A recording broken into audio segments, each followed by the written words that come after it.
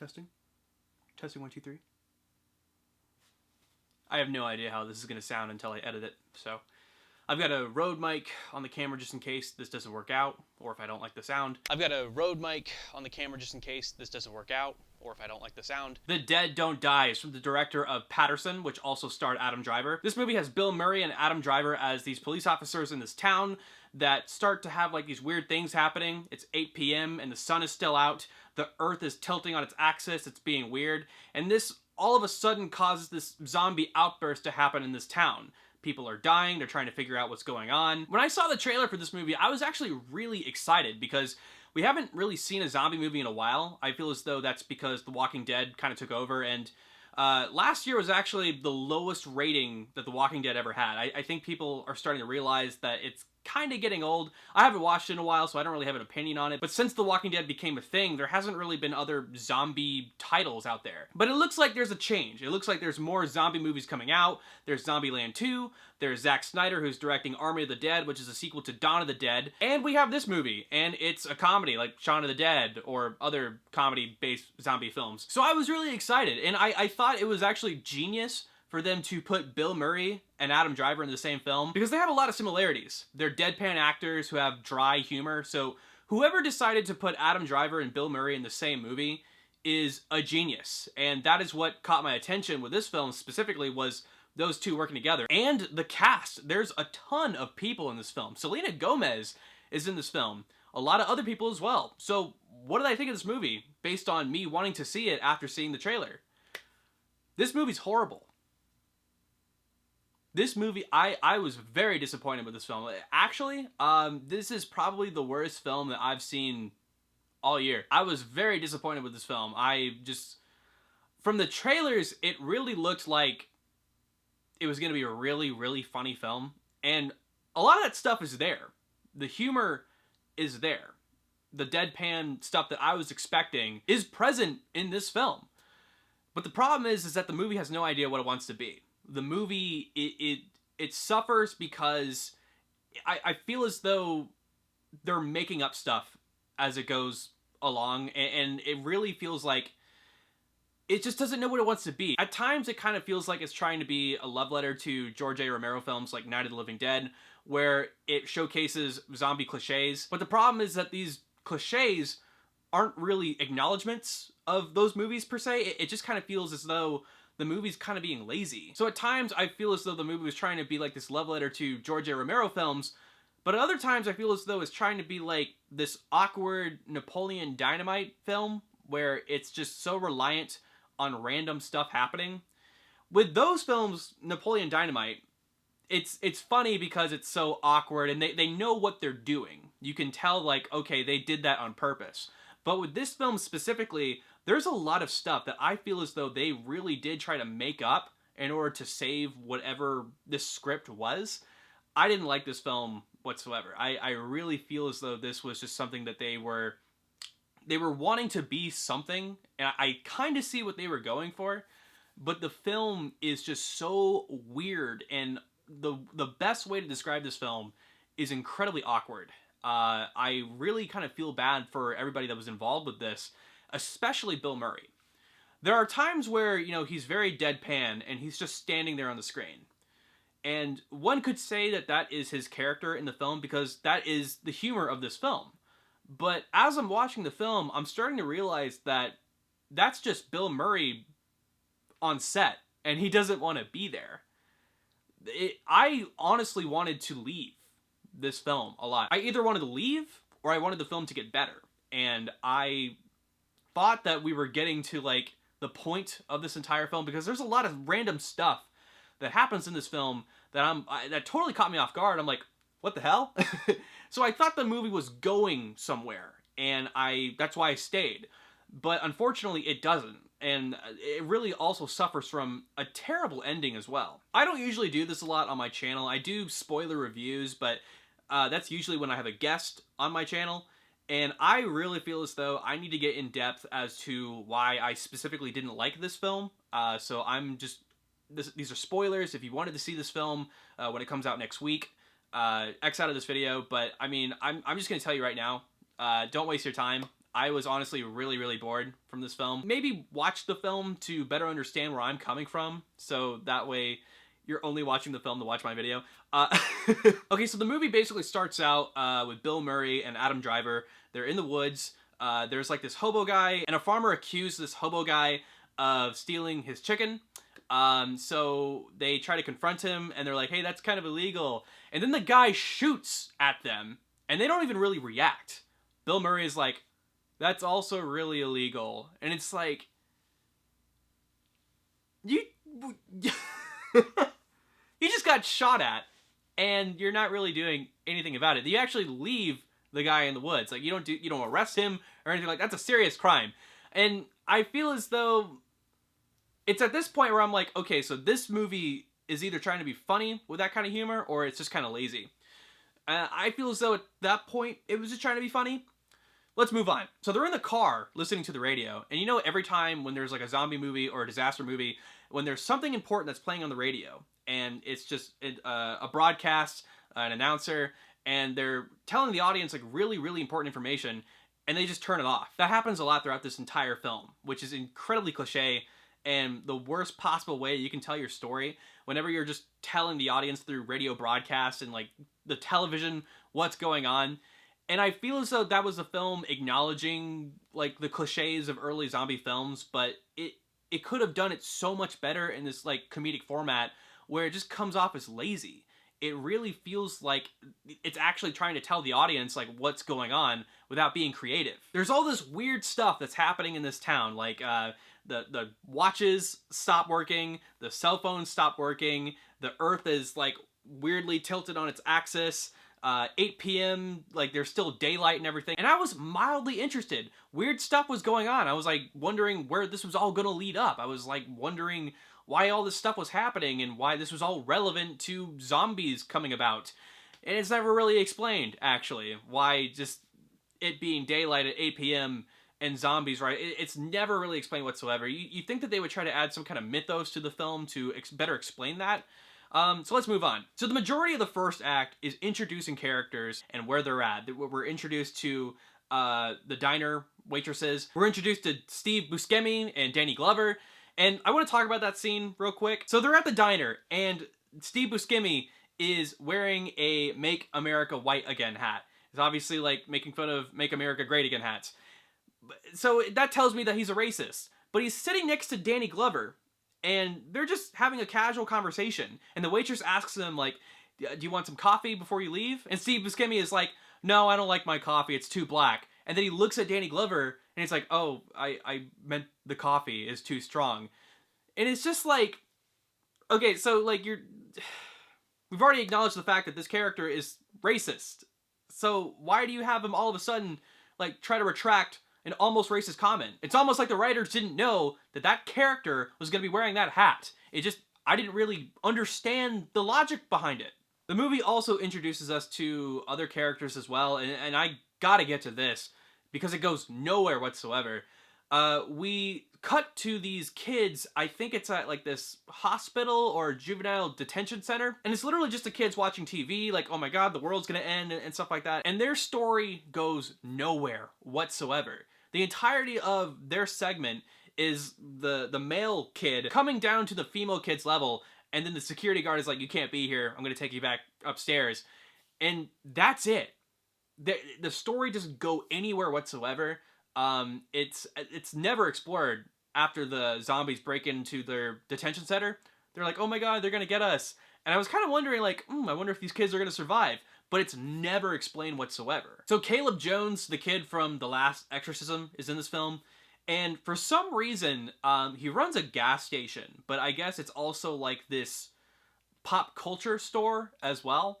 Because he sells like these comic books or movies and just all this nerd stuff. And then Selena Gomez and her friends come into town, and I gotta talk about this too, because I don't want to forget this. So Selena Gomez and her friends are in this car, right? They're driving to this town where all this stuff is taking place. They need to get a hotel. So they're in the car, and I kid you not, 30 seconds goes by. It's completely silent in the car. The camera cuts to each of the characters in the car either drinking soda or listening to music. 30 seconds goes by. And then Selena Gomez is like, oh, hey, we need gas. And it's like, what the hell? Like, it's completely random. So they go to get gas, and they meet that kid from the last exorcism, Caleb Jones. So the kid is talking to Selena Gomez, and then they're leaving, and Selena Gomez is like, by the way, I'm Selena Gomez. And an aura, like, light halo-ness, grandeur, you know what I'm talking about, surrounds Selena Gomez, obviously indicating that this kid likes Selena Gomez. It's like, oh, okay, so that's probably gonna like end up being like a love interest like kind of segment of the movie, and it never goes anywhere whatsoever. The kid meets Selena Gomez for that one time, and they never meet again. You'd think that like because he likes her, he tries to save her like at the end of the film or something like that. It doesn't play out like that whatsoever. Like they don't meet ever again, and it's so just unnecessary. And there's all this stuff because we have this first act that tells us who all these characters are and where they're at, where they're working, and we see them interacting and stuff. And we feel as though this is all going to lead up to some kind of plot. some plot. But it doesn't. It's so random and everything. So the first zombie attack happens, and Bill Murray and Adam Driver are meeting Danny Glover at this diner where he has discovered these waitresses have been killed. I found this kind of funny, but they could have really played it off a little bit better to emphasize the humor of it. So Danny Glover is telling Bill Murray, like, hey, you got to see this inside. It's a shot of Bill Murray going into the diner, a shot of the body on the left, back to Bill Murray, and then a body on the right. And then a shot of Bill Murray again, he goes outside. Like, this is really terrible. And they repeat this sequence of shots over and over again. They repeat the same sequence with Adam Driver going into the diner, looking at Adam Driver, the body on the left, Adam Driver, the body on the right, Adam Driver leaving. Then the lady cop comes. She enters. The body on the left, back to lady, the body on the right, back to lady, she leaves. And it's kind of funny. Like, and it could have been really, really funny. But the problem is that it doesn't really come off as, like, funny. It's funny because it's not funny. It's funny because it's awkward. I just have no idea what the point of this entire film was. I'm sitting here thinking, like, I kind of see what they're going for, but it's really not hitting it for me. It's really just, it's not there. Oh, and Tilda Swinton is in this film, and her character, I don't even know what they were doing with that character whatsoever. So Tilda Swinton is working at the morgue, putting makeup on these bodies and stuff. She works at the morgue and trying to get these bodies ready to be buried. But she's also a samurai. Like, she has like a Buddhist gold statue in her morgue where she practices using the katana. And then she's also putting random makeup on the dead corpses. And it's just, her character is incredibly weird too. And there's one shot specifically where she is going to the sheriff's office. And instead of like going straight for the door, she makes a zigzag motion where she goes like to the door. It's almost like really, really robotic. And I had no idea what they were doing whatsoever. I feel as though they were just trying to be random. And then she asked the lady cop like, hey, are you and Adam Driver like in a relationship? And the lady cop is like, no, we're not. And she's like, oh, okay, and just leaves. And at the time of watching this, I felt as though it was trying to be like this build-up, like, oh, they're not in a relationship, they're not dating, but later on in the film, they're gonna start being a thing. That's what I thought was going to happen. None of that happens whatsoever. So that question between her and the lady cop is completely useless. It does not need to be there whatsoever. Because also what I thought was gonna happen was she was interested in Adam Driver, and they don't do anything at all with that whatsoever. They have one conversation in the middle of the movie, Tilda Swinton and Adam Driver, where Adam Driver gives her his keys, and she's like, oh, you like Star Wars? Because there's like a Star Wars Imperial ship on the keys. And he's like, yeah. And it just, that's the only thing that they do. It's the extent of that entire subplot. It's like the first act, they set all of these things in place to not go in motion whatsoever. I just don't understand what they were thinking. It's almost like they purposely did that to piss me off. I don't understand. I also want to mention something real quick too that I've noticed that, and it could be because the movie was trying to acknowledge the cliche of zombie films, but let's just hear me out. So these zombies are actually dead people. These are zombies that have risen from the grave, and if you get bit by one of them, you can turn into a zombie. But the majority of these zombies are actually from the grave. Now, if you are a zombie that is risen from the grave, I understand that's like a zombie cliche. In today's society, wouldn't that be incredibly hard to do? Rise from the grave? You're in a casket in the ground. Has no one seen the movie Buried with Ryan Reynolds? That is incredibly hard to do. To get out of a locked box like that.